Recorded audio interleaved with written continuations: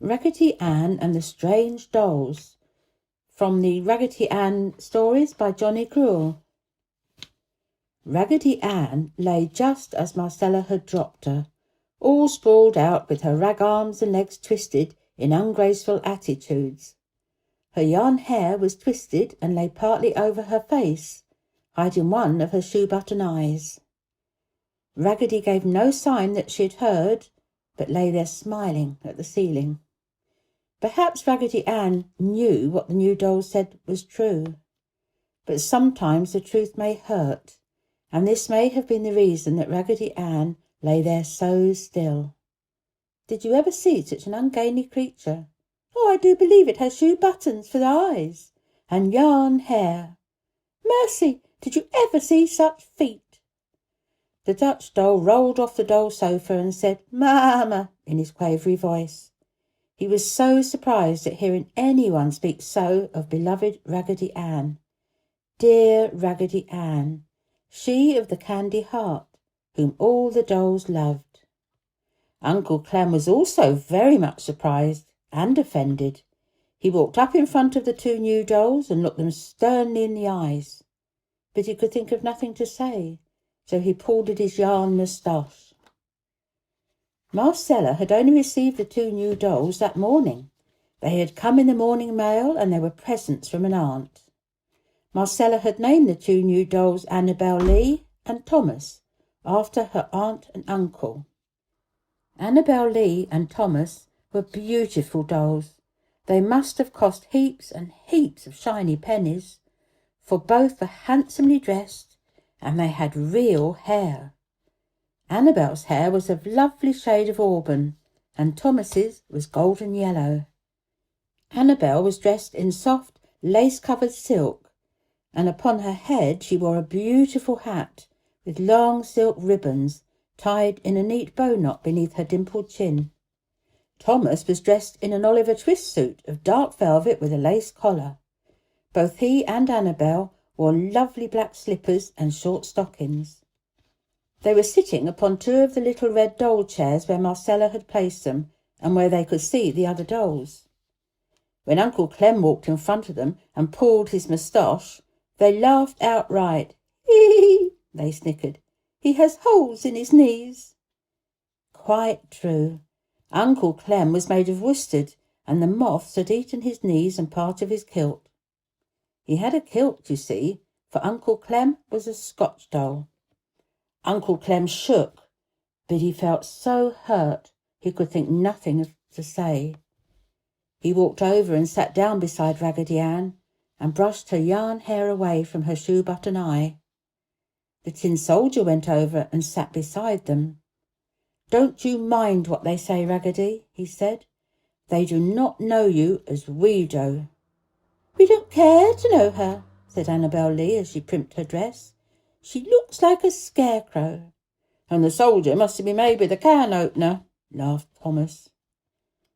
"You should be ashamed of yourselves," said the French dolly, as she stood before Annabel and Thomas.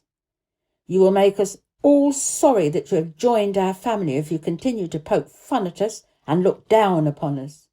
We are all happy here together. We share in each other's adventures and happiness." Now that night Marcella did not undress the two new dolls because she had no nighties for them. So she let them sit up in the two little red doll chairs so they would not muss up their clothes.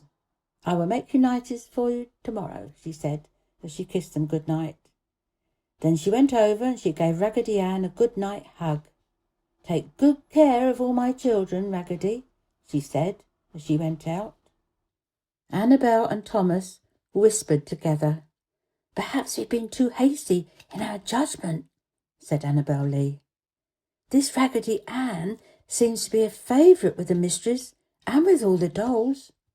"There must be a reason," replied Thomas. "I'm beginning to feel sorry that we spoke of her looks. One really cannot help one looks after all." Now Annabel Lee and Thomas were very tired after their long journey, and soon they fell asleep and forgot all about the other dolls. When they were sound asleep, Raggedy Ann slipped quietly from her bed and awakened the Tin Soldier and Uncle Clem, and the three tiptoed to the two beautiful new dolls. They lifted them gently so as not to awaken them and carried them to Raggedy Ann's bed. Raggedy Ann tucked them in snugly and lay down upon the hard floor. The Tin Soldier and Uncle Clem both tried to coax Raggedy Ann into accepting their bed because they slept together, but Raggedy Ann would not hear of it. "I am stuffed with nice soft cotton, and the hard floor doesn't bother me at all," said Raggedy. At daybreak the next morning, Annabel and Thomas awakened to find themselves in Raggedy Ann's bed, and as they raised up and looked at each other, they knew how ashamed the other felt, for they knew that Raggedy Ann had generously given them her bed. There Raggedy Ann lay, all sprawled out upon the hard floor, her rag arms and legs twisted in ungraceful attitudes.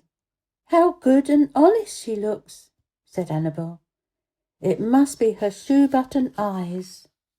How nicely her yarn hair falls in loops over her face," exclaimed Thomas. "I did not notice how pleasant her face looked last night." "The others seem to love her ever so much," mused Annabel. "It must be because she is so kind." Both new dolls were silent for a while, thinking deeply. "How do you feel?" Thomas finally asked. "Very much ashamed of myself," answered Annabel. "And you, Thomas?" "As soon as Raggedy Ann awakes, I shall tell her just how much ashamed I am of myself. And if she can, I want her to forgive me," Thomas said. "The more I look at her, the better I like her," said Annabel. "I'm going to kiss her," said Thomas. "You'll awaken her if you do," said Annabel. But Thomas climbed out of bed and kissed Raggedy Ann on her painted cheek, and he smoothed her yarn hair from her rag forehead. And Annabel Lee climbed out of bed too and kissed Raggedy Ann. Then Thomas and Annabel Lee gently carried Raggedy Ann and put her in her own bed and tenderly tucked her in, and then they took their seats in the two little red chairs. After a while Annabel said softly to Thomas, "I feel ever so much better and happier." "So do I," Thomas replied. "It's like a whole lot of sunshine coming into a dark room, and I shall always try to keep it there." Fido had one fuzzy white ear sticking up over the edge of his basket, and he gave his tail a few thumps against his pillow.